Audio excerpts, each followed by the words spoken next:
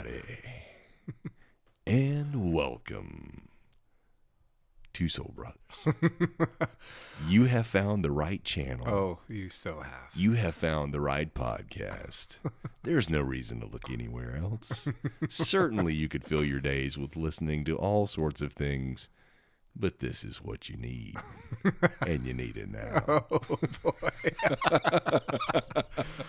Wow. I'm a little disturbed by that. I felt a little uncomfortable. I don't even know. I don't know what that was, but I'm like,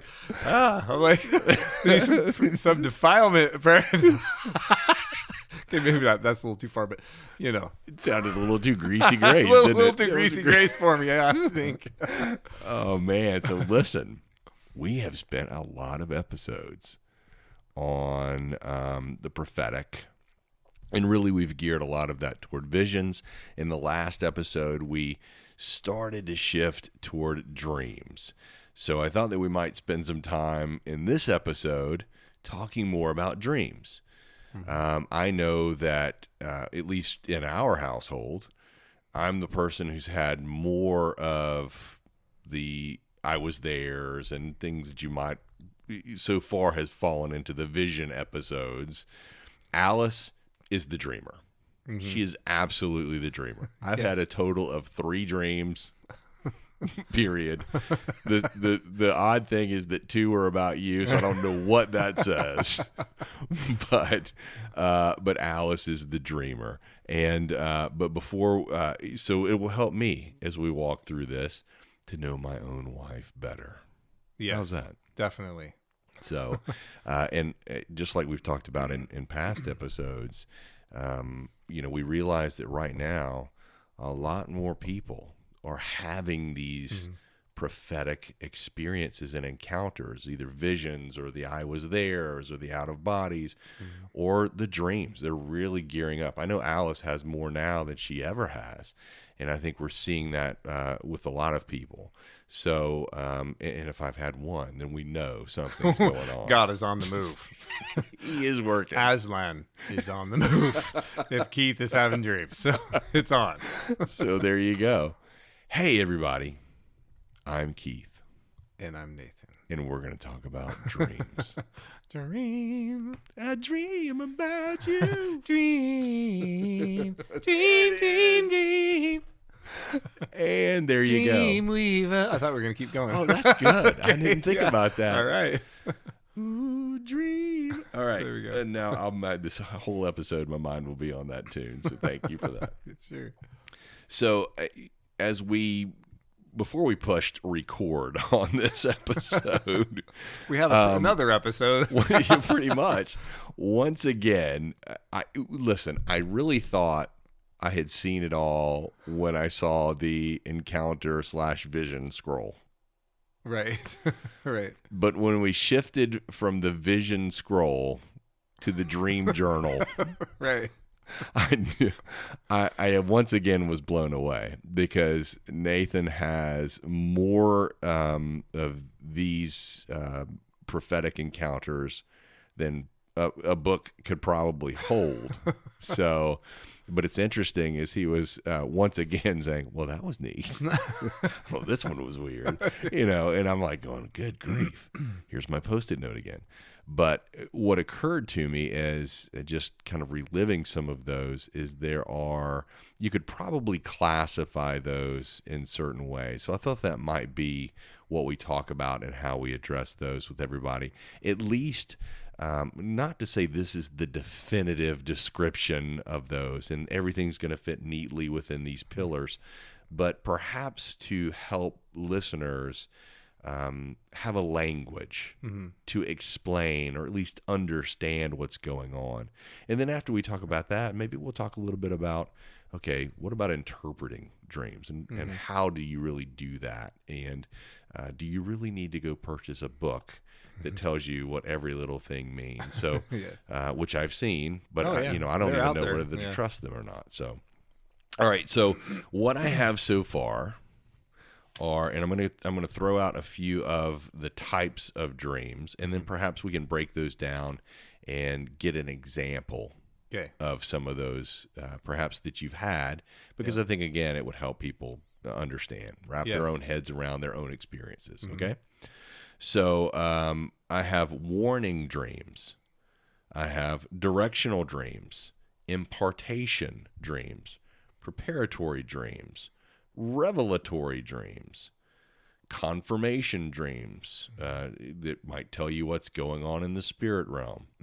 And then last but not least, hot dog dreams. Yes. So maybe we actually start. Or in Keith's current case, broccoli, cauliflower rice, and chicken dreams. Yes. Right. which is a lovely dream. So let's talk first about hot dog dreams, because that's just the easiest one to tackle.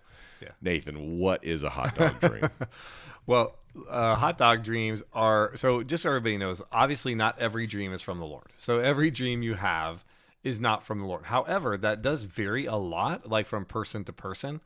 I find that people that have a real, maybe they're a prophet or have a strong prophetic call, they tend to have most, if not all, of their dreams in some way are God inspired or God related. Like there's some way, one of those categories that you just read off. Okay.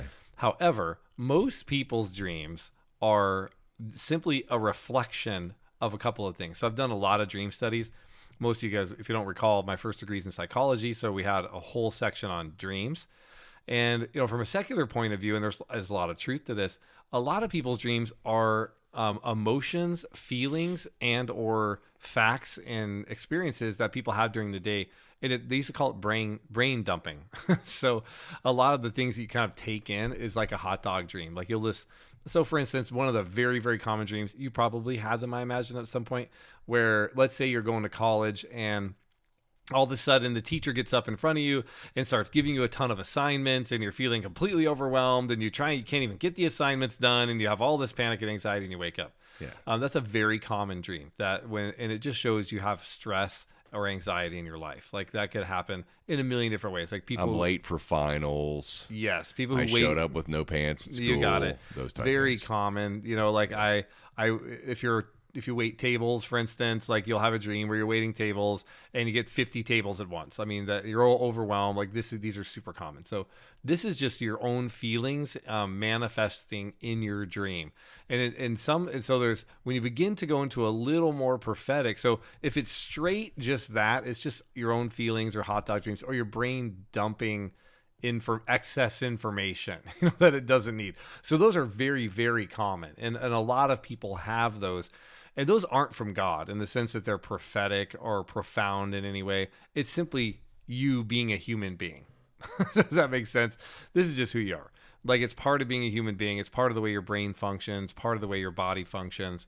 Any more than, actually, if I'd have a good analogous thing to this, I think it would be like this.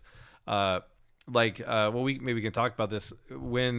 So Keith and I went to a birthday party this last weekend, and he saw actually the first time that I've been in front of a group meeting where I was given freedom to minister prophetically, which I hadn't up to this point, at least around here. So I got up there, and let's say, if you're a normal person, you're up there and all of a sudden your elbow might hurt, and your elbow might hurt because you heard it earlier than the day you bumped it into the door walking into the room or something like that. But then you get a feeling in your body of elbow pain, and it's the Lord, and it's the Lord because you don't have any pain, and you recognize that pain is like someone in the room has elbow pain and God wants to heal it, as a for instance.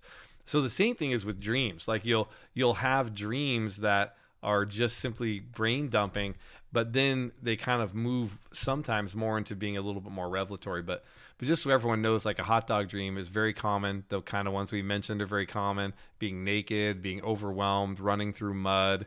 Have you ever tried to punch somebody and you can barely move your arm? I don't know if you've had these before too. Those are also quite common. A lot of things like that. So those are hot dog dreams, basically. All right. Well, I always thought they were just caused by indigestion. So that even helped me clear it up. Yes. So let's jump into warning dreams. So tell us a little bit about what a warning dream is. I think we can probably deduce what that is, but help us understand it and maybe give an example. Well, I think it'd be good to talk about, there's two different kinds, just for the sake of being simplistic, there's really kind of two different kinds of warning dreams. There's or two different kinds of informational dreams, if you want to sum up anything like that. There's direct and indirect. So, for instance, you remember in scriptures when Herod was going to kill Jesus and all these kids under 2 years old, boys under 2. Yeah. Remember what happened? Do you remember that? Yeah, they had a dream. Had a dream. Yeah. And remember the angel came and was told him very clearly, like, here's what's going to happen. you need to get out of here. Start to get on the road. Right. So that's a very clear kind of warning dream. But a lot of other warning dreams might not be so clear. They might be like, well, here's a good for instance. I just told Keith about a dream I had a year and a half ago, maybe, or a year ago or so, where I two guys who I knew had passed on to be with the Lord actually appeared in my dream. One of them, I can use his name. One of them was Dan Ellis. He was a friend of mine, and he was a core member of a church, of my dad's church, who I served as youth pastor for years. In the past, I knew his kids really well. In fact, I was at his daughter's wedding. My dad did his daughter's wedding, so pretty close to this guy. He passed away from cancer about a year before this dream, maybe 2 years before this dream.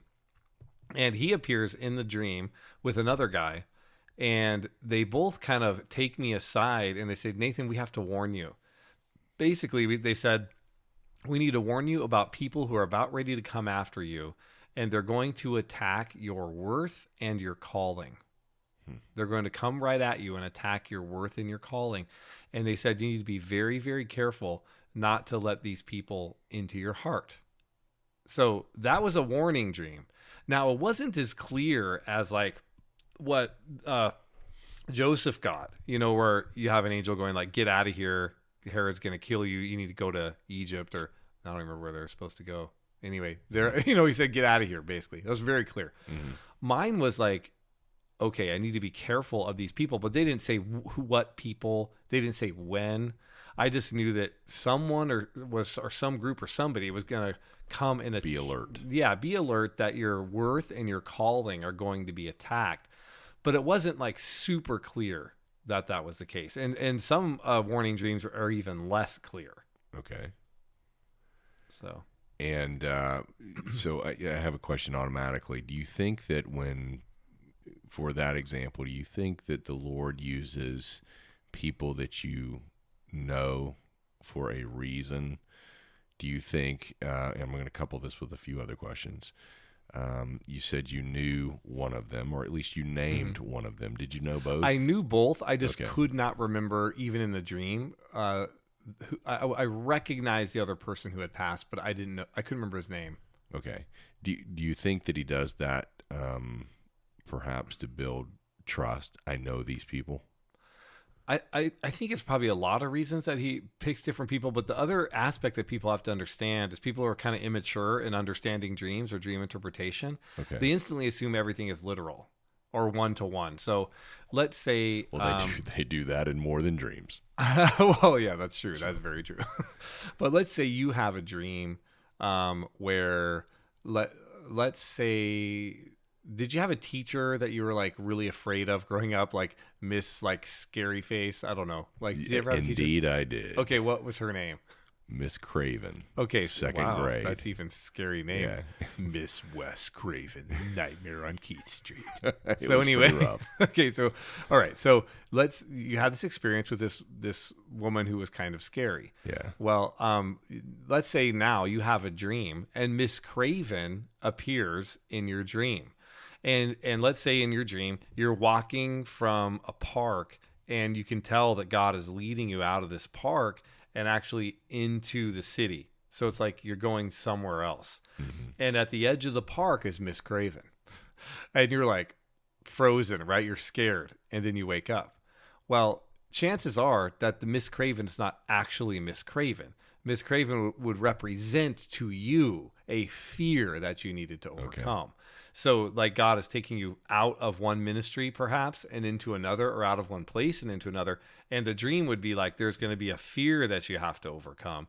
And of course, Miss Craven would just be the manifestation or the representation of that fear. Okay. So I think all of you listening need to understand that your dreams, you have to really, if they're from God, you really need to kind of ask, like, is this that person actually, or does this person represent something else? And again, it'll be what it means to you. Like, what does it represent to you? Like, what does that person in your mind kind of represent for you? But praying through, the Holy Spirit should reveal that to you. Yes. If you ask, and help you interpret that. Oh, yes, or go to somebody who's prophetic. Because interpreting dreams is more than just grabbing a book, which we can get to this later, of course. Yeah. But it's more than just like, well, I got my book now. So now I know white means good, black means bad. I mean, that kind of a thing. Like, it's like God will throw things on you all the time. People are like, well, white means good. Unless it's leprosy. Yeah. I mean, there's just all kinds of stuff, stuff like that people think, oh, I got to figure it out now. It's like, no, it doesn't always mean that. It depends on the context, depends on a lot of things. So part of interpreting dreams is a prophetic gift, which is why Daniel, who was a prophet, having that prophetic gift, was able to interpret dreams because he had a prophetic gift in order to do so. So there is some logic, there is some understanding, there is some education where you can learn how to interpret dreams a lot better. But there's also simply the prophetic gift in the intimacy with Jesus that really allows you to go, that is what this dream means. Wow. So we can get to that later probably. But. Okay. So we've talked a little bit about warning dreams and hot dog dreams. Let's talk about, I actually love this one. Didn't know this before, an hour ago. Tell me about an impartation dream. Oh boy. So impartation dreams, and I've had one of these, so I know this is the case because I've experienced all of these. So, so I'll give you what happened to me in a dream, and this actually has happened to me a couple times. And actually, I'll mention one of my dad's dreams too. That impartation can also mean healing. So one time I had a dream. This is like 2021. I had a dream, and I'd actually been praying. It was funny because like the week before, I was praying to the Lord, and I was worshiping with my guitar. And I played guitar for years, and I was just like, Lord, I don't feel like I'm expressing my love for you well enough, And I always loved the sound of keyboard. I always loved keyboard worship, And I said, Lord, I want to play keyboard and worship you. It was just kind of a prayer I had, like just sort of randomly, as I was playing my guitar. Like Lord, I just want to play keyboard, but I don't want to actually practice. Like I didn't say that, but I was just kind of like, I just want to be able to worship you. I love you. The guitar is great and all, but I don't feel like I'm really expressing my love. I don't know. It's kind of weird, but that's what I was doing. And so it was like a week later, I had this dream where I'm in my house with my mom and dad, and we're having this conversation. They're on either side of me. And all of a sudden a white door opens and everything freezes. So my parents both freeze and can't hear anything or see anything. And I was like, what the heck? I'm the only one not frozen, but they're frozen. And in comes my Nana. Well, my Nana's my mom's mom. We called her Nana. She lived with us for like 10 years of my growing up years, or maybe a little bit more than that. She taught school for 50 years. She was a school teacher, and she also taught piano. And so she taught piano for years and years and years. And she also played the organ in church and all that kind of stuff. And she came out, she goes, Nathan, I have a $600,000 inheritance for you. And I was like, wow, sweet. That's a lot of money. That'd be awesome. Yes. Yeah. And so then she just lays hands on me, and I feel this power go through me. I mean, it was hard to describe. It was nothing like I've experienced power going through me many times, but this was like a different flavor. I don't know how to describe it. It just felt different. And then she goes, okay, now you got it. And another door opened, again, another white door. And this one had closed, and another white door opened across the room. And she walked through, and right when she closed the door, I woke up. And I woke up with this massive, insatiable desire to play the keyboard. And having tried to play the keyboard, like play worship, like probably 10 or 15 times prior to that, I was not able to do it. I sit down after having this dream, and within minutes, I was able to play chords and begin to worship the Lord. At the end of a week, I was able to play most things and be able to worship the Lord. At the end of 2 weeks, I led worship with keyboard for the church, for Unleashed Church that I was leading at that time. Now, I'd messed around with the keyboard and the piano prior, just screwing around, and was able to play a couple of songs just to entertain youth, but I certainly didn't know how to play like worship or anything. And I was able to sit down and do it. So This is an impartation dream. So where I was actually received a gift and something unlocked in me, and I was able to play the keyboard literally immediately from a visitation from my Nana in a dream. What also I would classify as an impartation dream is healing. Sometimes God will come to you and heal you in a dream. And my dad had one of these encounters where my dad had diverticulitis, and he had to have, like, I can't remember if it was like a foot, I don't know. He had to have a bunch of his colon removed because of it. And so he had the surgery to have it removed and all that. And he had stitches, obviously, on his stomach from where they had gone in and removed his intestine. But I remember the top 2 stitches, the others, all the pain went away, but the top 2 stitches were like this unbearable pain. And my dad was in like 24/7, uncomfortable, couldn't hardly sleep kind of pain. And, we were all praying for him, obviously, to get healed and everything. And one night he goes to bed after, I don't know how long he'd been in pain with these stitches, but it had been some time. And he went to sleep, and in his dream, in came an angel, which he thought was a demon at first. He said it looked like a stormtrooper from Star Wars, but instead of white, it was like multicolored. So he said he saw basically what he thought initially, again, was a demon wearing stormtrooper outfit, but all multicolored, and got on him and straddled my dad, like with his knees on the side, literally like on top of my dad, took his hand and jammed it right into where the 2 stitches that were causing my dad severe pain. And he said he had a shot of blinding pain and was trying to like rebuke it because he thought it was a demon. And then the angel disappeared in the dream, and my dad woke up, and when he woke up, he realized he had no pain whatsoever, was completely healed, and never had pain ever again. So there's, these impartation dreams where you can be healed in a dream, or like in my case, you can receive a gift or a talent that you did not previously have. So that's happened to me once, happened to my dad once. So there are impartation dreams where you can actually get a gift or be healed. Keith's shaking your head. Man, yet again. All right, so we have an example in a past episode about how you're like, yeah, that'd be kind of cool. Right. And then have this whole out-of-body experience and totally impacts you. Yeah. And then today, we have an example of play guitar. And kind of neat to play piano without practicing. Bam! Nana comes to town overnight. $600K worth of piano lessons. Apparently, yes. In one night. Yeah. I once again am a little bit jealous because I too have played guitar since I was 6. Wow, yeah. I actually probably have forgotten more than I can play now. Right. And have always wanted to also be able to play. I think I can play 3 chords on piano. Okay. And that's it. Right. And it wasn't after a Nana dream. Right. So, I want to go on record, Lord, is saying it would really be neat. Yes. I mean, really neat. I've found that answered prayer comes not through hours of constant travail and deep, intimate, hardcore fasting and prayer for 10 hours. It actually comes through flippant, non-feeling, totally dumbed down, complacent prayer. Just so everyone knows. Now, of course, I'm kind of joking, but at the same time, like, I have evidence for that. Man, so anyway. I don't, like, I can't even wrap my head around that. That's the greatest gift. It was totally crazy. I mean, it was not only did I wake up with the ability, I woke up with the insatiable desire. Like, I literally woke up like, I have got to go play the piano right now. Wow. Like, it was so weird.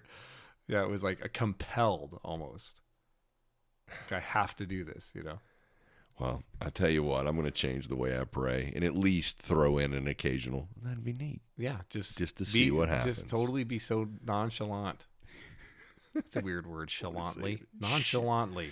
Chalant. That sounds like some girl gets her name. Some girl that lives in the hood. Hey, chalantly. Sorry. Okay. So we need to edit that out. Are we okay? We're all good in. What about directional? Directional dreams. Directional, yes. Okay, so there's a lot of these that you have in Scripture. We have this same kind of thing with whether they're warning or direction or telling someone they need to do something, those are really, really common. And I've gotten a few of these as well. Have you had any of these kind of directional dreams? Not that I know of. Well, and once again, they're directional. Remember, I've only had a few. Yeah, true. So. But once again, we have like the same kind of thing where directional is obvious and where directional is not so obvious. So just so everybody knows, most of them are not as obvious, at least in my case. So I'll give you one where it was a directional dream where I was actually asking the Lord whether we should move here to North Carolina. Actually, at the time, I was just asking if we're supposed to leave Denver. I love the Colorado version of a Southern accent. Yes, by the way. North Carolina. So, anyways, Took a peel. I can take anything, put it in peel.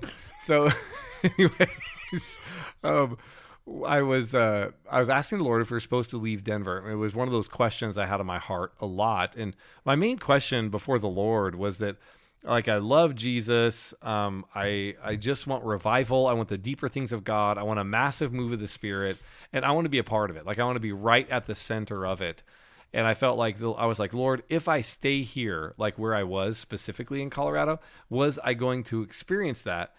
Or if I was not, then I want to leave. Because essentially what I was telling the Lord, I was like, if I get to experience total all-out revival, people being sold out, like absolutely loving Jesus, like a move of your Spirit, and if I can experience that here, like where I am physically, like in the ministry that we're at, kind of deal, then I want to stay. And if I can't, then I want to go wherever you want me to go, is basically what I said. So, like, that night, in fact, I asked, it was that night, I said, can you please speak to me in a dream about this? Like, it was one of the few times that, by the way, don't nobody hear that, like, every time I ask for this dream, it happens. Like, no, I'm like 1 for 500. So don't think that. But this was that one time. This probably happened like 10 times maybe, but like one time, this is one of those times where I asked the Lord, and that night, sure enough, I have a dream. And it's one of those dreams where I'm picked up and moved, like I can feel it. So I'm kind of picked up and moved, and I come to this house. And in this house is a man named Tom Stipe.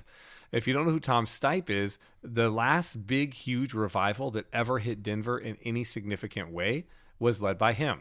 So he used to have the largest charismatic church in Denver throughout all of the late 80s and the early 90s. It was called the Denver Vineyard. And so the Denver Vineyard obviously was a vineyard church, and revival really hit them. There were 5,000 people, miracles, signs, and wonders, power. I mean, it was really, really powerful.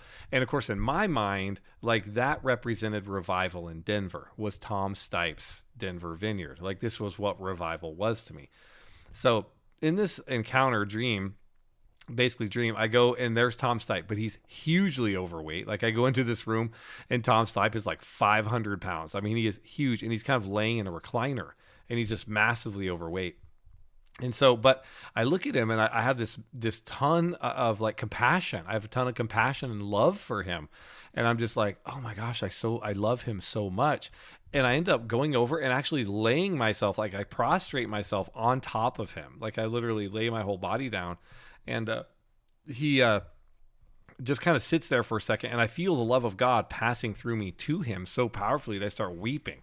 So I'm weeping, literally laying on top of Tom Stipe, who's this pastor, which, by the way, at this point, he had passed away. He had died literally, I think, like a month before I had this dream. And so he's laying there. I'm bawling, I'm crying, and I'm feeling the Father's love. And at one point, I feel a tap on my head, like a pat on my head, and it's Tom. And I was kind of taken aback by this pat, because it was kind of like you'd pat like a naive child, kind of like. And so I kind of look up at him, and he looks down at me, kind of with this like sneer, almost like it was like not a good look on his face. And he goes, "We don't do that anymore." Like just like that, we don't do that anymore. And I was kind of like hurt and shocked, and I sort of got up off of him and was like, and I realized him saying "we don't do that anymore" was like all the gifts of the Spirit, all the power of God, the miracles, signs, wonders, revival, all that. He's like, we don't do that anymore. And so I kind of got up and was like, gosh, that's weird. And as I looked down, there was a bed that was disheveled. It needed to be made. And I felt like the Lord said, hey, make the bed because the sun is coming. like the Son of God. So I was like, oh gosh, I need to make this bed because the sun is coming. So I go to start making the bed because I realize the sun is on his way. And I'm like kind of hurriedly trying to make the bed. While I'm doing that, Tom Stipe gets up with his massive self. Remember, he's like 500 pounds, comes behind me and falls on me. And like he smashes me into this mattress and I can hardly breathe. I'm like, because he's so big and he's so heavy and I can't get him off me. And I'm trying to shrug him off me. I'm like, like trying to get him off because I can't breathe. And I'm trying to tell him like, I can't breathe, sir. You know, and so finally I go, boosh. And I was able to push him off. And right when I push him off, I take a deep breath and I wake up. Well, that dream was a directional dream to me because I specifically asked God a question. Now, Tom to me represented revival in Denver.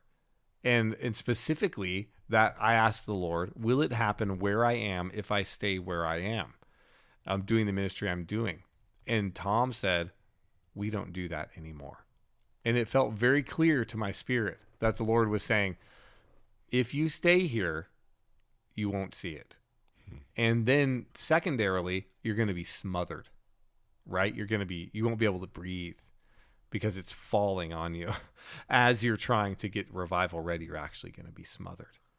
And it would seem by what you envisioned as representing revival itself. Yes. Would be smothering you. Yes, it would be smothering me. And I'm like, if I stay in Denver, you know.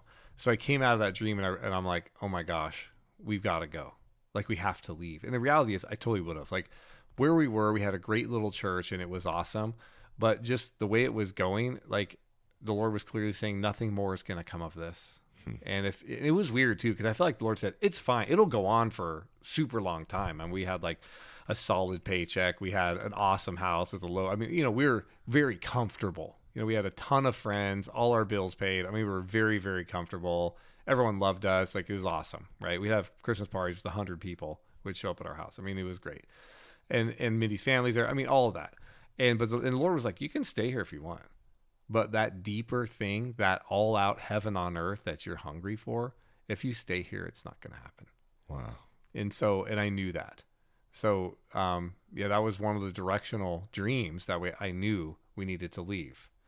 So one more directional dream, again, from my dad, if you want to hear this one. So again, not clear, not super clear, not an angel saying leave, but a situation that was fairly clear to me once I began to understand what was happening. My dad, when he was going to leave North Idaho and come to Denver, because he felt he was about to be, so the way we got to Denver is that same guy, Tom Stipe, actually invited my dad to be executive pastor at that church. That's how he moved from North Idaho to Denver. So, but before that even happened, Dad was considering Denver as an option, but didn't really know like if it was right or not, if he should stay in North Idaho. And my dad had a dream. And in the dream, an angel gave him a newspaper. Now, 100 million years ago, when people read newspapers, like with Fred Flintstone and stuff like that, when they had Tyrannosaurus pets. So there was also a thing that used to happen in small towns. If you were in a small town and a new pastor came, they would take out a huge article on the new pastor. There's a new pastor in town. This is a big deal. Yeah, it would be in the paper. They'd have his name, his family, like, you know, all this stuff. And he's into this and that. So it would always do that. A pillar of the community. Yeah, exactly. So my dad, when this angel handed him a newspaper, and it was a Denver newspaper. And in the Denver newspaper was an article announcing that my dad was coming to Denver, just like you would in a small town newspaper. Mm-hmm. And that my dad woke up realizing, I think God's telling us that we need to move to Denver, right? Because so again, a directional dream, not super, super clear. Like the angel didn't say go to Denver, but it was pretty clear, you know, that was supposed to be the case. Wow. Again, it's I just want to say thank you, Lord, for the Tom Stipe dream. Yes. So, because that's what got us, one of the main things in the spirit that actually got us to move to North Carolina and put in an appeal. That's it. is that dream. All right. So we have revelatory dreams, which I think are Yeah, that's next, because we talked about warning, directional, impartation, preparatory, and now revelatory. Mm-hmm. Revelatory would be like I have a lot of them on my own, but I also have this from the scriptures. It's when oh gosh, was it Artaxerxes or Ahasuerus, King of Persia, Babylon? Throwing them all out there. Daniel interpreted his dream. Yeah, Artaxerxes, Ahasuerus, King of Persia, whatever. Anyway, that guy, when he had dreams, remember he had these revelatory dreams. He would dreamed of the four statues. You remember this, or the statue with the four, and that was revelatory about what was actually happening then and what was coming. And so a lot of dreams are revelatory about maybe what is currently happening, and then also what is about to happen. So just like that dream, that more of predictive dreams, is that? Predictive, but also revelatory of your current circumstances. Like they can show you what's actually happening in the spirit realm. Again, I can give that without using the church name. I could give an example of this from my own life. So there was a church where how do I put it? I guess I'll say I just recently started going, and this particular church. I didn't know anything about it or I'd not had any real relationships with anybody. We had just started going. And in this dream, I was taken in to the church, and I walk into the church and I go into the sanctuary, and on the stage, I see a demon, and the demon is crawling around on stage, and I actually see a banner above this demon. And it says insecurity / need to be seen by man. It literally said that all across the sash. And it was crawling around, like wiping its hands and licking like the microphones and the microphone stands and the instruments and stuff. And I remember thinking like, oh my gosh, like this is going to be a real problem with some of the people who are going to be on stage, is like insecurity and need to be seen. So then I thought, man, I'm going to have to, I literally am watching this in the dream going, I'm going to have to pray about that. But then I walk out and go into the little foyer area, and I'm about ready to walk out, and I feel another demonic presence behind me. And so I turn around, and it's a green demon. I remember this thing was like a bright green demon, and it also had a sash, and it said the demon of self-promotion. Like the whole thing, it said the demon of self-promotion. And I turned around, I was so angry with it because I was like, it doesn't belong here in this church. Like, how dare it? And I actually punch it in the face like as hard as I could. And it knocked the thing over. I was like, I punched that sucker, the demon of self-promotion, and it just like, boom, and went falling over. But that was, again, a revelatory dream where it was like, okay, I'm seeing things about this church that are actually demonic presences that are at work there. And most of these things, dreams and all these things, are calls to prayer. It's like, okay, we need to intercede. We need to pray. This thing has now been revealed to us, like in the spirit, what's happening. So we need to be aware of it. We need to pray. And we need to, if that manifests self-promotion or insecurity, we need to be like, there's a demonic thing behind this. And we need to rebuke that and make sure that, that person, or if you're working it, to confess it, to be aware of it. It could be an issue. So that's kind of one of the, in my life, I have a number of these revelatory dreams. So they work very similar to visions that we've talked about, in the fact that they're showing you something that you need to see at a greater depth, not just, I guess, perhaps so you can just know, but also so you can use your authority to work in the situation. Well, yeah, and usually it shows you what's happening in the spirit realm. Like, I don't know how many dreams where I've been taken to someplace like this church and seen in the spirit. So, like, if you physically went to this church, you might not see anything, but you might feel it and not know really what you're feeling. Well, Keith wouldn't, but Alice would. Yeah, Alice would. I would just listen to her when she said she felt it. So you're feeling something, you don't know what it is, but then you have a dream, and the dream's revelatory. So now you have a dream, you're actually in. This has happened to me lots of times where I've like walked into a place and felt something, but I didn't really know what it was. I just felt uneasy. I'm like, something is off here, but I don't know what it is. And then I'll have a dream like that night or a couple nights later or whatever, and I'll actually be in that same place I just was. But in the dream, I'm actually seeing in the spirit, which is what happened with this one. Like, I'd actually walked into this church, felt some weird stuff, and then it was like not even a week later, or 2 weeks later that I ended up having this dream where I was in the exact same place as I was when I felt the weird thing. But now I'm actually seeing in the spirit realm, and I can actually see the demons and I know their names. And so that's obviously a call to prayer and a call to awareness, a revelation of what's actually occurring. What about deja vu? This is a total tangent. You mean déjà vu? Déjà vu? He's on the tour circuit now. You can go listen to DJ Vu. Déjà vu. Yes. But what about that? What about that sense that I have been, and I've had that a number of times. I actually had that recently, where something completely clicked into place, and I completely felt like I have been in this moment before. Is that perhaps a dream that we don't remember? Is that what do you think that is? Well, the secular world, again, we study this in psychology. So the secular world is like believes, and I think there's some validity to this because I saw all the studies on it, that it's your brain is lapsing a little. So you actually see it, but it doesn't register, and then it registers. Okay. So do you understand what I mean? It's like it's almost like you see an image, but it doesn't. Like your consciousness takes a moment to catch up with what's going on. Correct. Yeah. So your unconscious kind of apprehends it, but then your consciousness apprehends it, so that you feel like you've seen it before. Okay. Because you have, even if it was just seconds before. Okay. So you actually have seen it before. That's why you have the feeling. But there are, and in many instances, I've had this happen. I've talked to lots of people that have had this happen, where you have a dream and then you forget about it, and then all of a sudden you realize, oh my gosh, you have this massive sense of deja vu. But then oftentimes you'll remember the dream.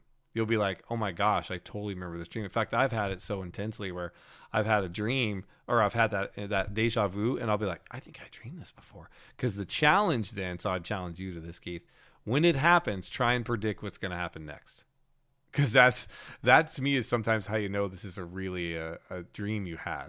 Because it's like, if I can remember the dream and I'm like, okay, this is what happened next, and then see if that actually is what happens next, or something like that. Because then you're like, whoa. So like here's an example. I'm 16, maybe 17 years old. Every year, some buddies and my parents would take us to Panama City Beach, to the Redneck Riviera. Redneck Riviera. There you go. Okay. Beautiful white sandy beaches. I've never heard that phrase before. Oh yeah, man. These were the days. These were the days where there would be 2-3 miles of people essentially just driving in a circle. Okay. Right. And playing music and, just having fun. Okay. So I, without going into too great of a detail, met someone walking down the beach in the evening. My friend also was there, and another person. And then suddenly, the people that we met left. They had to go. And these guys jumped out at that point, and there was a confrontation. Oh boy. Oh yeah. Like you got jumped, or they? Oh yeah, completely got jumped. Wow. I think they're called slapjack. It's essentially a piece of metal wrapped in leather. Okay. Yeah, totally blindsided. Now, were these guys like? Do you know if they were affiliated with the people you were talking to? Or they thought they were affiliated with them. Wait, you thought they were? No, let me back up. I'm trying to be cryptic here. Okay. All right. So when I was a teenager, we met these girls. Right. Right. On the beach, walking down. No, we met them earlier, so we met up with them that evening. Okay, so you met them earlier and you met them, up with them later. Walked down the beach, innocent, and I don't know, curfew hit.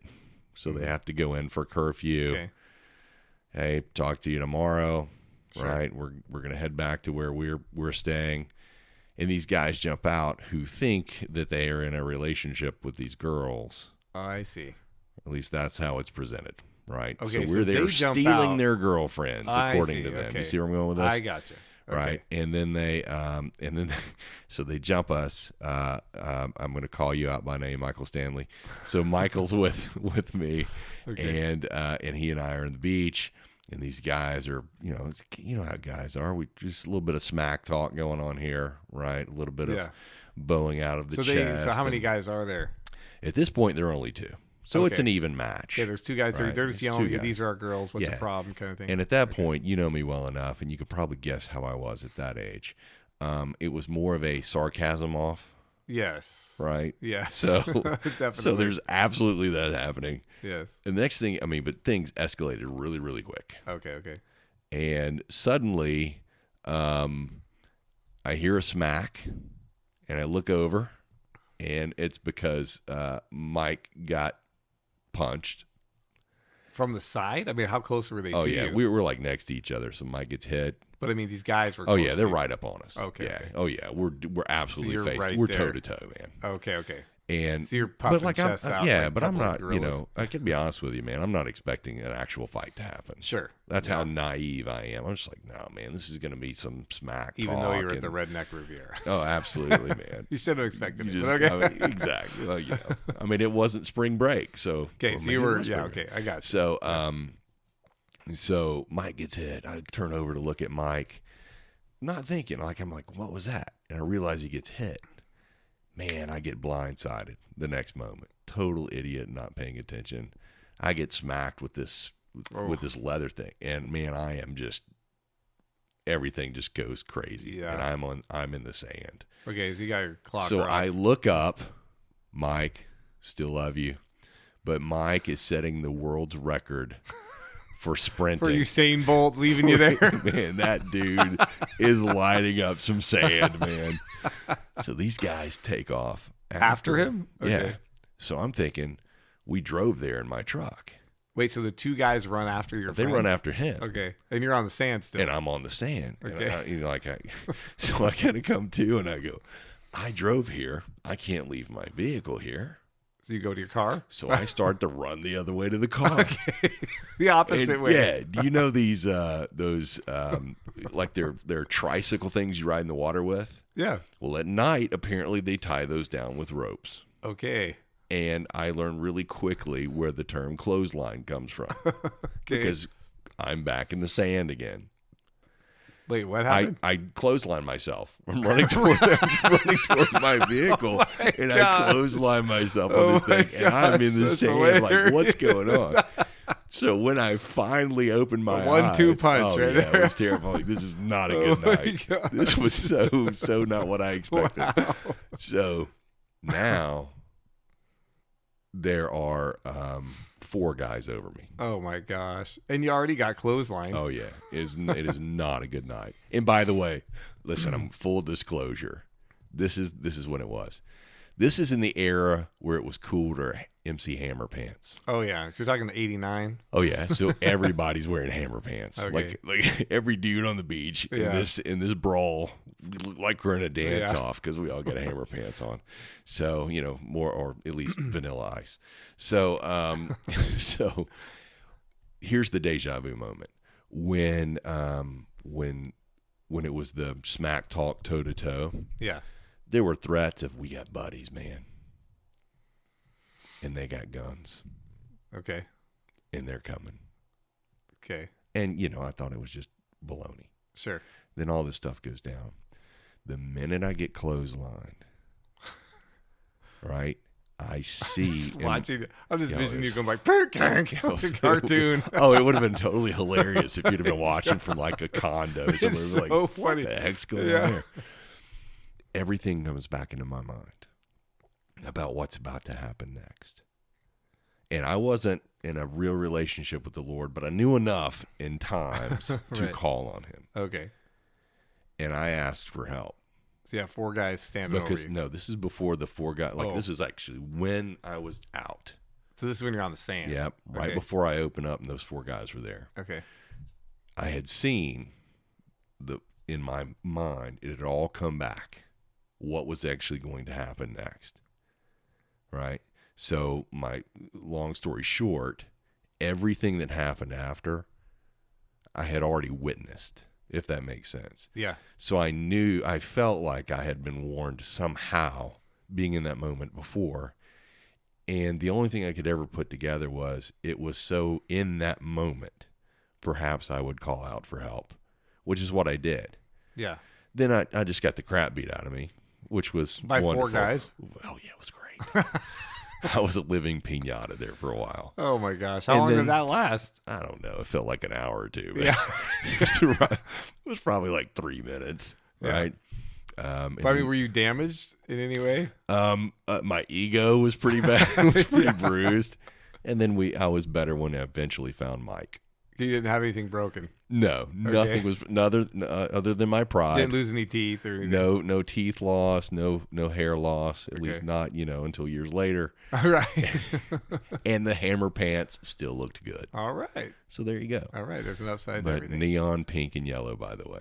So my point is this. I do know there are times where I feel like I have been shown, and usually they're in those situations where it's, at least for me, it felt dire, right? Yeah. And I knew what was coming. So I had enough to be able to just simply say, all right, Lord, help me out here. And Mike Stanley was okay when you found him? No. Oh, yeah. Okay. So I got to finish this story, right? Everybody wants to know this. Right, exactly. So I get back to our condo. We usually stayed at the same place. So you just got up, they just walked away after beating the crap out of you? They were like, well, he's roughing had me enough. up. Yeah. Okay. Don't mess with our girls. Right. Okay. End of story. Right. So I go drive back. Oh, and by the way, as I'm walking into the truck, that's when the security guard comes to check. You okay? Yeah, appreciate you, man. Thank you for showing up. Thank you so much, Barney. Yes. So I get back to our condo. A whole lot of friends over the years that we had met, and they see me walk in looking phenomenal. Right. And then, the whole, are you okay? Happens. Yeah. And then the next question, where's Mike? Where's Mike? Yeah. We don't know where Mike is. So we go down the beach looking for Mike. Ultimately, we find these two figures walking together. Mike had found some big dude on the beach. Oh, really? Yeah. And Mike, I hope you're listening, man. So God bless you. It's taken me this whole time to be able to tell this story publicly. So I scream out, Mike! Mike grabs this guy, throws this massive, it's like me throwing you in front of me, and then takes off the other one. And I'm like, dude, you are 0 for 2 today. Wow. But he doesn't recognize you or something? Or no, I mean, I don't know what he's thinking. Maybe he just thinks like they're around him somewhere or something. Like they're after me. Yeah. So who knows? But that was it, man. I love you, Mike. So you did find Mike eventually after Mike's good, man. Right. Mike's good. Okay. Married to an awesome lady. Great family. Good. Love you, Mike. God bless you. All right, then. So, and that was it. But really, I do know that a lot of people have those moments. Yeah. And it makes sense with my conscious takes a minute to catch up with what my mind is taking in.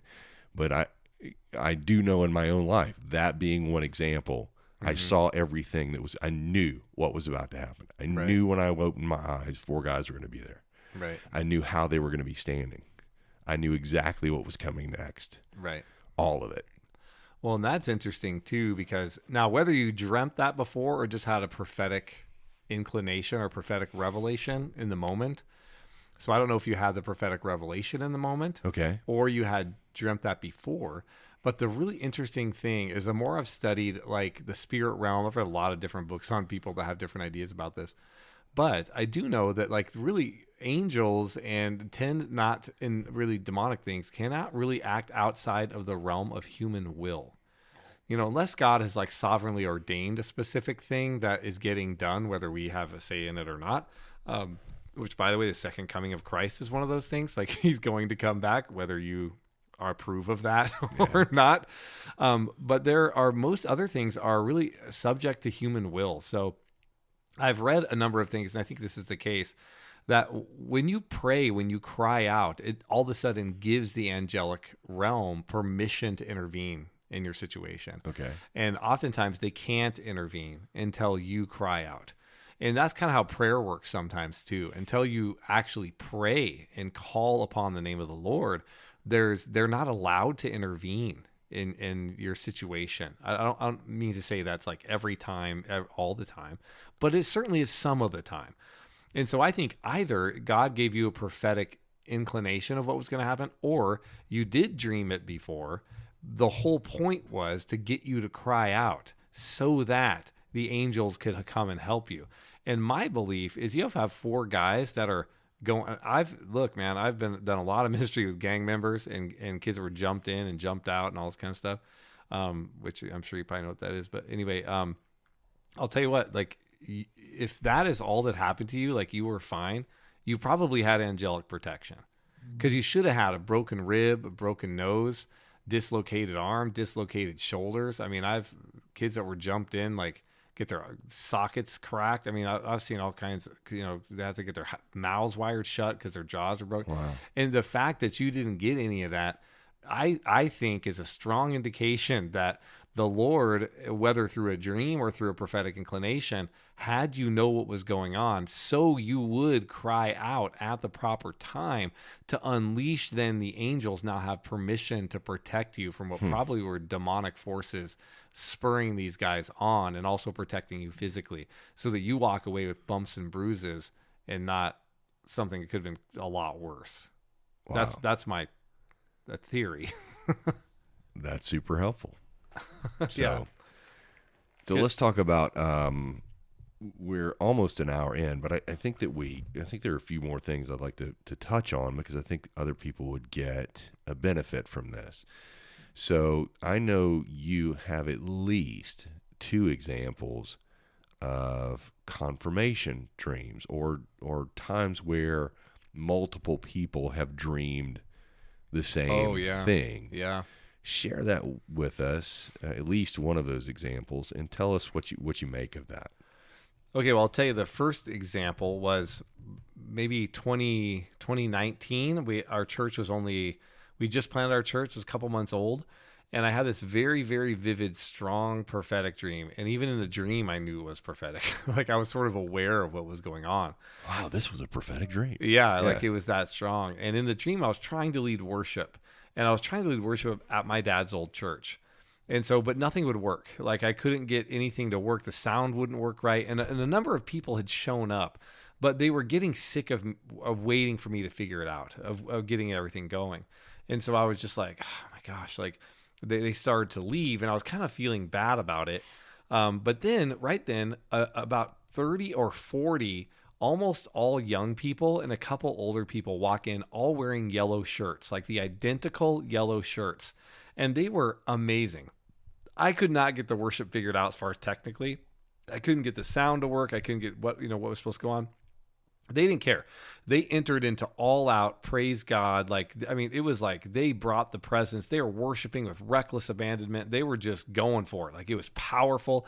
And I'm going, wow, like, this is amazing. But at the same time, I still wanted to get the music going. So I knew the Holy Spirit tells me, as I'm on stage, Holy Spirit tells me, the problem's in the back. You have to go to the back of the church to be able to fix it.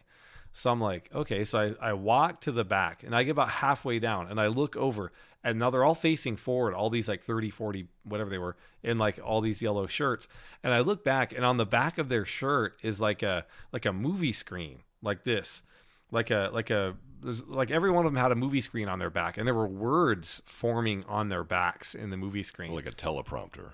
Yeah, kind of. Imagine more of like remember an old projector? If you're about 300 or 400 years old, you remember when projectors were used for worship. Vis-a-vis markers. Yes, exactly. In worship, remember they'd always do put it on the overhead projector. It was like it was being projected on their back. It kind of looked like that. And powerless point. Yes, exactly. And I realized that their words are forming and they're moving around. And the words were like glorifying to God. It was like holy and sanctified and like glory and stuff like that. And they're all kind of morphing around. And they were different sizes. Like, some of the words were really big and some were small. And I realized that it was like I was looking at this going like, God is trying to tell me, like, this word really matters. They're all true. And this word matters less, but it's still true. Like, it was, anyway. So I was watching that. So I kind of was like, wow, that's amazing. So I go back to fix the issue. I go back and I realize the power's unplugged. Like, for the whole thing has no power. And so I was like, I just got to plug this in. So I plug it in. I realize the power goes on, and I turn around, and the place is packed. And it is packed full of people who are like all different ages, races, backgrounds, countries. And they are just the power and the presence of God. And the 30 or 40 in the yellow shirts, they never budged. They were just continually worshiping, continually going for it. And I was like, man, this is like crazy powerful. And it was like revival. I knew revival had come. Like, this is what I prayed for. And I wake up.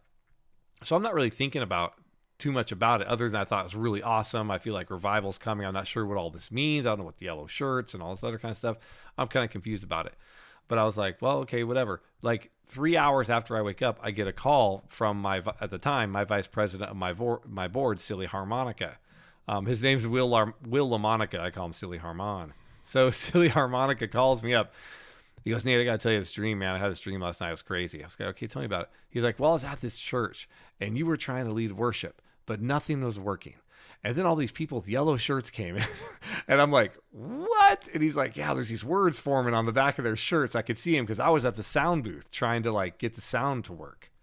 And I'm like, what? So we literally had the exact same dream in the same night. Of course, he sees it from his perspective, which is like he's on the soundboard, which I walked right past him in the dream. I never paid attention to him. Like I knew someone was at the soundboard, but I never looked up to even see who it was. I just walked past it to go plug the power in. I couldn't even see the soundboard. But in his dream, he was in the soundboard and was seeing it from that perspective. So that was powerful. I'm like, Lord, what in the world is going on? Right. Well, do you remember right before the Jesus People movement movie was called? It was called Jesus People? Yeah, Jesus People. With Lonnie Frisbee. It just came out in like February of last year. Jesus Revolution. Yeah, Jesus Revolution. That's it. Like a year ago. So I'm sitting there going, like, I feel the power of God on this movie. And I've studied the Jesus Revolution or the Jesus People movement probably more than anybody ever. like because I was so interested in God moving on young people, the power of the Spirit, just the Father's love, and seeing a massive revival. So I've read tons of things. I've interviewed people from Calvary Chapel, Costa Mesa. Like, I studied everything about Lonnie Frisbee. I've read all 3 of his autobiographical books. I mean, everything. So anyway, my buddy calls me, TKO. Shout out to TKO. He's a young adult in Colorado, and he goes, dude, I think your dream is coming to pass. I'm like, because I talked about this publicly because I'd had the dream, like Silly Harmonica had the dream. We need to pray, something was going on here. And he sends me this picture of a friend of his in his church. And he goes, look, they're handing out these t-shirts for free to promote the movie. And they were yellow t-shirts, just like I had seen, solid yellow with Jesus Revolution on the back. And he's like, I think this is it. And I looked at it, I'm like, oh my gosh, I think this is it. Like, this is something is coming that has to do with young people, a new Jesus People movement, like glory, power, holy. These were the words that were like forming in really big words on the back of their shirts. Like, it's something like this. And it's going to be so powerful. And so many people are coming to Christ from all over the world. Now, I haven't seen a manifestation of that, like in the natural. But it felt to me like a confirmation that those dreams really were pointing towards a move of God. And in my dream, specifically, there was no power, which I think is really interesting because that was a problem. That's why nothing was working, was because there was no power. And I remember, I don't know if, it's just been so weird. I've been to so many meetings since I've been here in North Carolina. And I've been to some meetings where there was some presence. And there was a lot, and I've been to some meetings where there's a lot of emotionalism and a lot of screaming and yelling. But I haven't been to any meetings where there was real power. And now that, I don't mean to say that with any bad thing about anybody. I say that by way of saying I've led a lot of meetings where there was no power. What I'm trying to say is I think that there is coming some kind of restoration of power that's really going to be what is drawing in and winning people to Christ. Like, that's what needed to get plugged in. But the on fire people came first. It was like these young people primarily, not just, but they came first, and they were already sold out, regardless of what was happening in the room, regardless of whether or not the worship was working. Like, they were just going for it. So I feel like there's a big contingent of people who are just completely going to be sold out prior to that actually happening, like the power coming back on, if that makes sense. And then once there was power, there was revolution, yes. essentially. Oh, yeah. It was like, I mean, people from all over, and it was such a powerful. There wasn't a service going on. Like, it was just packed, and people were loving each other, worshiping, glorifying God, like so much joy. It was like music coming out of the air, even though there was nothing actually being played. Sounds like the kingdom. Yeah, it was amazing. So what do you? And that's at least one of three that I know of. You've had a recent one. Had a recent one, yeah. You've had the crazy game show lady. Mm-hmm. Yes, I've had two other dreams where, if everyone doesn't know, I dreamt another person dreamt the same dream as me in the same night, and then the crazy demon ladies was another person dreamed the same demon as me, a year apart, exactly, almost to the day. But almost the same exact dream. Well, the dream was different, but the demon was the same. Okay, that was an interesting thing to have the same demon manifest in two different dreams that looked exactly the same, but they were different dreams. So what do you make of that? I mean, obviously, if you have the same dream, same night, and by the way, I wonder what would have happened if you would have locked eyes with Silly Harmonica in the dream. Oh yeah, that would have been weird. If you would have realized at that moment. Yeah, we were looking at each other, Well, it's so weird because I remember walking past the sound booth in the dream, and I remember trying to look at the sound booth in the dream because, nothing was working. And of course, you always blame the guy in the sound booth. You know this, right? Yeah, absolutely. As a musician, you're like, it's got to be the sound booth. Yeah, and so, you give the look. Yeah, right. Exactly. Exactly what you do. So I'm sitting up there thinking, well, the first thing I need to do is check the sound booth. But whenever I'd look back at the sound booth, it was just all blurry. Like I couldn't see anybody in it. It was completely blurry. And then even when I went back, it was like blurred and I had no inclination at all to look over there. So that's really weird, right? Yeah, that's so interesting. So that was a part of that. I don't know if you want to talk anymore about the other two that are that. I'm more interested in what do you make of it? I mean, obviously, if you're going to have the same dream in the exact same night and Silly Harmonica calls you and you're like, well, that's something. Yes. I mean, that's fairly obvious. Mm-hmm. But in the example, in the crazy demon lady, that you have similar dream, same demon, year apart, and some of the details may be the same or different. What do you make of that? I mean, that seems to be, I don't know, I'm not going to say more unusual. They both seem somewhat unusual, perhaps to most of us, but it seems like you would make something of it. Is it because it's getting closer to that time of warning? Is it because, I mean, why would that be the case, and what do you do with that? I mean, to me, I think that obviously there's a greater credence lent to it. So, like those kind of dreams, I think you need to pay more attention to. Even more so than the two happening on the same night. Well, which I thought that's what you were talking about. Which ones are you referring to? Like the demon one? Yeah, because you said that happened a year apart. Yes. Right. Yes.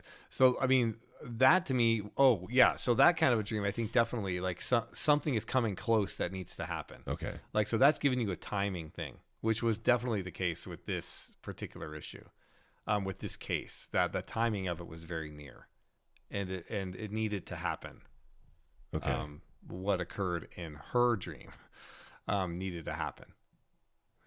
And you've already mentioned that you probably need to give more credence to if two people have the same dream. Yeah. So I'm assuming it just encourages you to either stand more steadfastly on your faith or to be more anticipatory of something occurring or... Mm-hmm. And you believe there's a faith issue there. Mm-hmm. It's like, well, that was super encouraging and your faith is kind of built because you're like, oh my gosh, I had the same dream as somebody else in the same night. There's a real significance there. Like that's weird, and that tells me this is significant and this is going to happen. So it was very encouraging to me because I'm like, this revival is coming. Yeah. It's for sure not a hot dog dream. It's for sure not hot. Yeah. There's no way you can have a hot dog dream that's the same as somebody else's hot dog dream on the same night. Like that's not happening. Like this is for sure supernatural. And it's for sure from the Lord. I mean, I hear the audible voice of Holy Spirit in the dream. Go back to the back, the problem's in the back. Wow. Just like that. Go back to the back, the problem's in the back. And I think there's significance even to that. Huh. It's like the problem's in the back. like in the hidden places. You know what I mean? Like the Yeah. problem isn't where with up on Not stage, where you're paying your attention to. yeah, where everyone can see. Yeah. The problem's actually in the back. Like that's what the problem is. Like it's in the places you can't see. That's where the issues really lie here. You know, and I'm like, everyone's trying to point out what the church is doing wrong and how they don't like this, and we have to do this kind of church instead of that kind of church, and we have to have small groups instead of big groups, or big groups instead of small groups, or medium groups instead of big and small groups, or whatever. Yeah. And it's like, actually, that isn't the problem. The problem is what's going on in the back, which you're not looking at. I think that's significant. So let's switch a little bit and talk about interpretation. Okay. So now that we kind of know and have some examples of the different types of dreams you might have, and given some language around that, how about interpreting them? How are we to interpret dreams at all? And what's a good place to start? And how, give us some steps, some practical things to at least help us manage through that. Well, there are a lot of dream interpretation books out there. Some of them are really bad, and some of them are really okay. Okay. And really okay. That's a great. And I would recommend one of my old family friends who's passed away now. His name's John Paul Jackson from Streams Ministry. He has a lot of information where they've kind of categorized through interviewing lots of different people and stuff like that, and reading the word and everything, to come up with like kind of a general, this probably means this, but we have to think of dream interpretation of art, a science, and a spiritual gift. Okay. Right. So it's really those three things. It's an art, a science, and a spiritual gift. The science part, like Streams Ministry can kind of help you with, in terms of the books that they have, saying like, well, a car is probably ministry, and, blue is like revelation, purple is royalty, things like that. So they can kind of help you out with those kinds of things, and some understanding of your own, like as far as like, what does that mean to you? Because it's a lot of times they're subjective. What does it mean to you? Okay. So that's one of the things you can do is get Streams Ministry, John Paul Jackson, lots of different books, really good stuff. And it can help. But what I've also found is people put way too much credence into a book like that, and all of a sudden I got the answers because I got the book. And I'll tell you right now, God will just screw all that up. And, he wants you to hear from him. He wants you to dig it up. He doesn't want you to go to a book and look it up. Yeah. He wants you to ask him. And I'm not saying you should never go to a book and look at it. I'm not saying that at all. I'm saying like totally do that as God would lead you. But what I'm saying is he wants you to go to him and be like, Lord, what was that? Like, so it's more of a prompt to interact with him. Yes, I think it's a prompt for interaction. It's a prompt for prayer. It's a prompt for intercession. It's a prompt for listening. All of those things. I think it's supposed to excite our spirit to engage. And of course, we don't want to be obsessed with them. I mean, I've been in circles where people like John Paul actually, not that it wasn't his fault at all. He would stand and rebuke this kind of thing. But I've been in circles where people, like, they would carry their dream journals to church and not their Bible. It was like this weird obsession with like dreams, all about dream. Like, no, it's not. It's about the love of God and the Son of God and the simple gospel. It's not all about dreams. So again, like anything, it can get out of balance and it can get weird and people can become obsessive. So don't do that. But in the same token, don't just chuck it all. Don't just think, well, it's nothing, because it probably is something. So let's not at the same time not get weird about it and obsessive about it. And this is all we're doing. At the same time, don't just disregard it.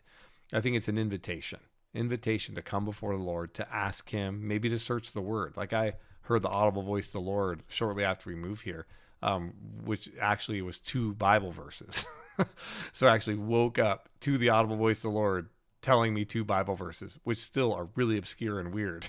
Still like, what the heck is that? So it's weird. It's not like John 3:16 Bible verses. It's not as bad as Leviticus, but it's still up there somewhere.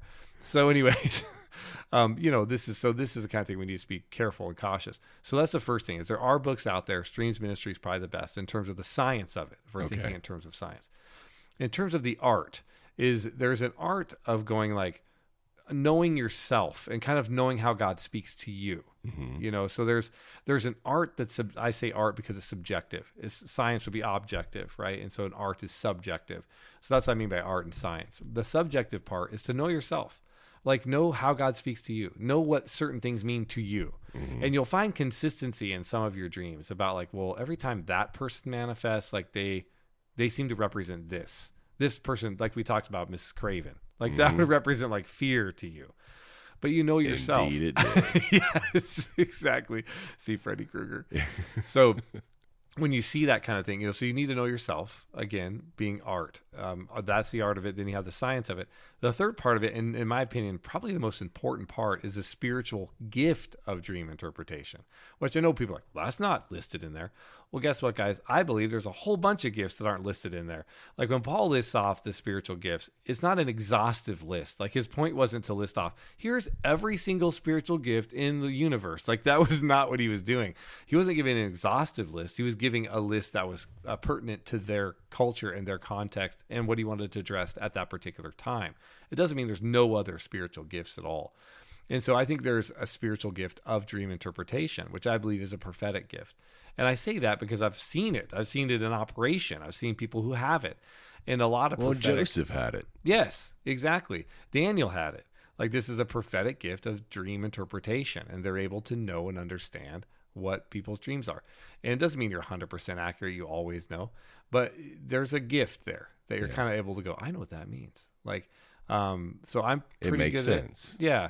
And so that's another thing. If you want a dream interpretation, find somebody who is, sold out to Jesus, good, all that stuff, that has a prophetic gift of dream interpretation, and they can help you, typically to understand what that is. They'll be able to give you a lot of insight. Like, again, a lot of really immature, like people in the Lord will have a dream and think everything is one for one. Like it's all that, and someone who has more experience goes, no, like Tom Stipe in my dream wasn't Tom Stipe, right? Yeah. He represented something.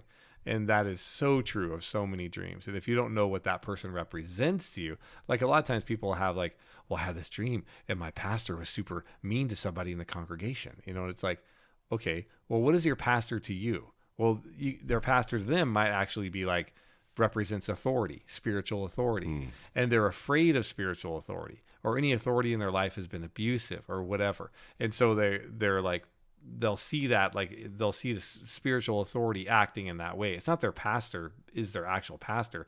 It's their pastor represents spiritual authority. Now, sometimes it might actually be their pastor in the dream and they're seeing it one-to-one, but just to know that's not always the case. And oftentimes isn't the case. Like you have to pray, understand, get some insight about that. Yeah, and I know that there are times even, and I can imagine this would be the case for a lot of people, where perhaps you're having dreams, you don't know what they really mean. You don't even realize that there's a prophetic side to that, or that perhaps your spirit is tapping into, whatever. The Lord is revealing things to you.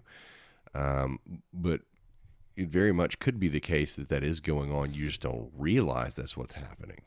Like, for example, and I think this is the case for me, please tell me if you see this differently. There was a time in my career where, I can't tell you how terrible it was, and how I just dreaded every moment of every day. It was just brutal. And over time, the person I reported to really started getting to me, like to the point where I would break out in hives. Oh, wow. Yeah, it was bad. And really started to doubt myself in every aspect of my abilities, and it was just rough. But through that time, I started to have dreams at night, and they were almost, even though the situation was different, even though the scenery was different, there was always a constant. I was always George Washington, and I was always on a horse. Okay. Like I was headed into battle, and it was the revolution. Okay. I mean, it was just a brief moment. Now, I don't know what that meant, but I know that I would wake up more confident about something. Like there's something, I'm more than perhaps what the circumstance says I am. Yeah. Even though I couldn't explain it, I had the feeling. So I even think that there are times where, do you see that differently, by the way? No, I think so. That's God ministering to you in your dream. Well, okay. Well, I know I felt better. I mean, which he is really like a did. spiritual healing. And so Okay. you get spiritual healing or physical healing or both. Yeah. Well, I mean, it certainly helped sustain me through that Yeah. time. And the funny thing is, when my situation changed, I no longer had those dreams Wow. Yeah. because perhaps I didn't need them You anymore. didn't need them anymore. So I was reminded of who I was, regardless of the situation. Mm-hmm. Now the situation's changed. I don't need the reminder anymore because I know. Yeah. And so perhaps that's happening to people now. I would just say, whether you think you're prophetic or not, whether you have a dream journal, I don't know. I think you've got a dream encyclopedia. Thing's got like 28 volumes in it. Or whether you're the Post-it note guy like myself, you may be having more than you think you are. You might not realize it or understand it, but I would say embrace it either way. Yeah. And Explore it at least. well, be open to it. Yeah. And maybe tonight before you go to sleep, just say, wouldn't it be neat? Yes. Because you never know what that prayer is going to lead to. You really don't. I am way living evidence of that for sure. So, all right, man, we are almost an hour and a half in. Holy smokes. Is there anything about dreams you'd like to tell before we're done? Oh, I don't know. I mean, we covered a lot of ground. But yeah, just know God ministers to you in your dreams, and he loves you in your dreams. All these things are just gifts from the Lord. And if you don't dream at all, like, that's okay too. I know people are like, well, everyone dreams, you just don't remember it. Well, I don't know if that's true or not. But if you don't remember any of your dreams or you don't have any dreams, that's okay too. But if you want them, just ask. Like, really, just be like, Lord, it'd be great if I could have a dream. That'd be awesome. So here's perhaps a teaser before we move on. Uh-oh. We've talked about visions. We had a lot of episodes on visions. We've had this episode, and we touched on it a little bit in the last episode for dreams, is being all part of that overall prophetic gift. Yes. Perhaps in the future, we can talk about hearing from God audibly. You've touched on it here. I know I've heard him audibly, but I also know I've heard him and that's actually where I have more examples than anything for Sweet. myself. Okay. So, but perhaps we talk about that and being able to know when you hear the Lord, and talk about how that ties into what we've already talked about these past few episodes. Yeah. Sounds good. All right. But on the next episode, ladies and gentlemen, bring your swim trunks. Yes. We are getting wet. You may be misted, sprinkled, sprayed, or dunked. Spray, dunker, sprinkle. We are slapped down in the mikvah as we're getting baptized in the next episode of Soul Brothers. So there you go. Look forward to that. In the meantime, if you would like to, if you'd like to listen to just some awesome, awesome stuff, listen to the Unleashed podcast and the Wednesday Word, which comes out on Wednesday most of the time. Most of the time. I know they were slacked for a while, but I kind of blame my tech people for that. It's always the people in the sound booth. It's always people That's in the sound what booth. it was. It's always people in the sound booth. It's their problem every time. There was no power there on Wednesday. So, but if you would like to reach us, you can do so starting with unleashedministries.net, and you can go to Ask Me if you want to contact me directly. Or if you want to give millions of dollars. Yes, multiple millions. Don't stop with one. Yeah, I mean, multiple. Actually, just give it to me directly. That'd be Nathan Sanford, P.O. Box. I don't have a P.O. Box, actually. Oh, man. Anyway. Route 62. Yeah. Or you can reach out to rocksaltcoaching.com or the Rock Salt Facebook page. And what I'm personally super excited about, I'm not going to speak for you, but I think I probably could. Basileia, School of the Kingdom. Woo. We are launching the very first course here in North Carolina on February 19th, 2024. If you're interested in any of the course offerings that we have, if you would like to attend in person in the North Carolina area, Charlotte area of North Carolina, then go to basileianc.com and you can read all about it. You can register. And if you're wondering if you have to be here right now, yes, you do. But eventually we will have a different way to access that. So you can be virtual. But for right now, it's in person. And, man, I cannot tell you how excited I am for this. So everybody join in if you can, or at least check that out. But until then, we appreciate your time with us as we appreciate our time with you. And we'll see you next episode.